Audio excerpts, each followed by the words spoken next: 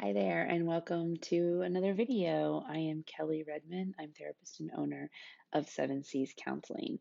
And today I want to talk to you about sleep because we are now in week 2 of the COVID-19 and we're tired. If you're in the States, we're in week 2. If you're out somewhere else in the world, you're probably more tired. But we're not sleeping well. Like nobody is sleeping well right now. This whole thing has been extremely disruptive to our routines. We're under a lot of stress. Our stress response is continuous throughout the day, and a lot of us have trouble turning that off at night. So, I wanted to talk to you about the 7 ways that you can try to get better sleep at night because we're tired.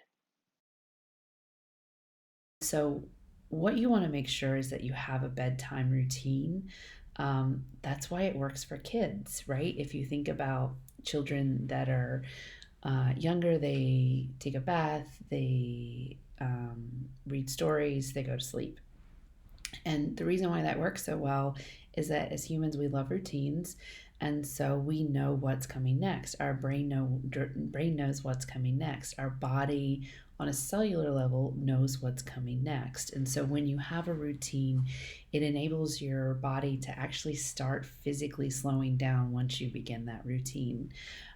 So some things to keep in mind while you are creating this routine is I want everybody to step away from the news, including social media, at least an hour, hour and a half, 2 hours before you go to bed.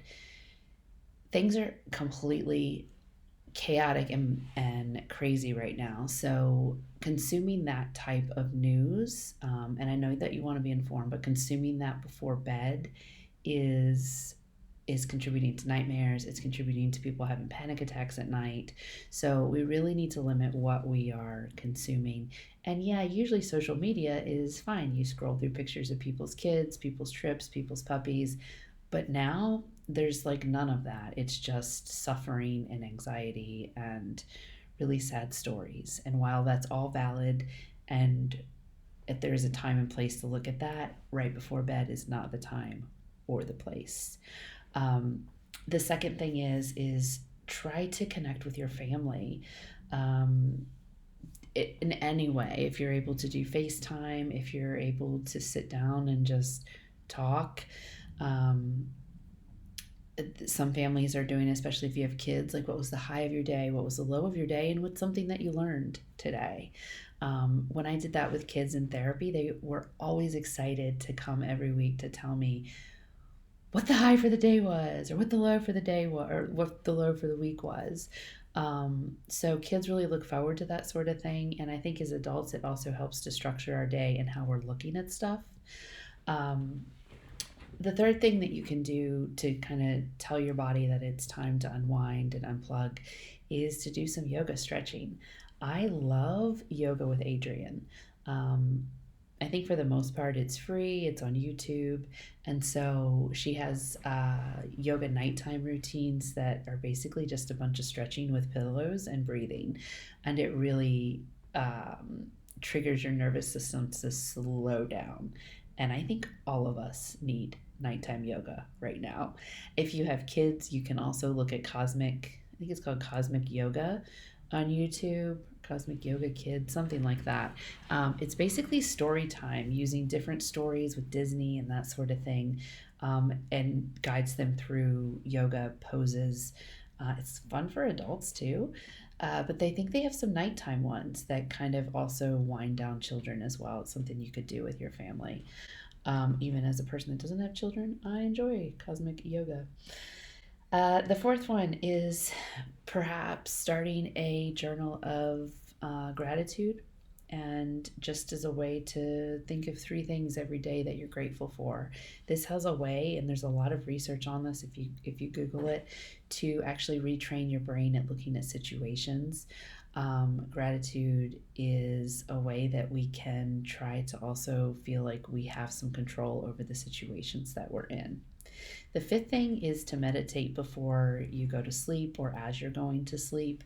There's an amazing app that I use every single day for the past, I think, 4 or 5 years, and it's called Insight Timer.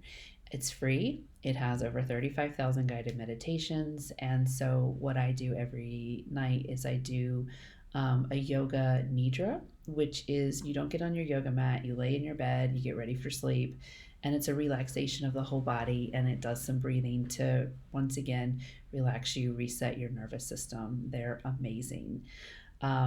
You can also, if yoga's not your thing, if breathing's not your thing, one, I think you should try it out. But if it's not your thing, then go to sleep listening to an audiobook. I will listen to old audiobooks that I've already listened to that are kind of storytelling, and they help to just relax us. We're basically trying to tune out the world, um, turning down the volume on all the chaos that is going on. So it's just, we can sleep. We all need to reset. Um, just a couple things. If you are waking up in the middle of the night, there's also the same application that I just mentioned, Insight Timer, has some great meditations that you can do to get back to sleep, that I find helpful. Don't look at your clock. But once you feel that 20 minutes has passed, go ahead and get up and don't lay in your bed. Um, we found through studies that if you lay in your bed past 20 minutes, like, it's no longer helpful. You're not sleeping, it's just more stressful. So get up, do something really uneventful, read something that's really boring, not the news, and hopefully that helps to get you back to sleep. But I hope this was helpful, and I hope that you guys start to feel like you have a little bit more control, at least in how you're maintaining your sleep routine. If you have any questions, or if you have something that you are doing that's working that you want to share, please feel free to comment below. Hope that everybody is doing well, and I look forward to seeing you again. Take care.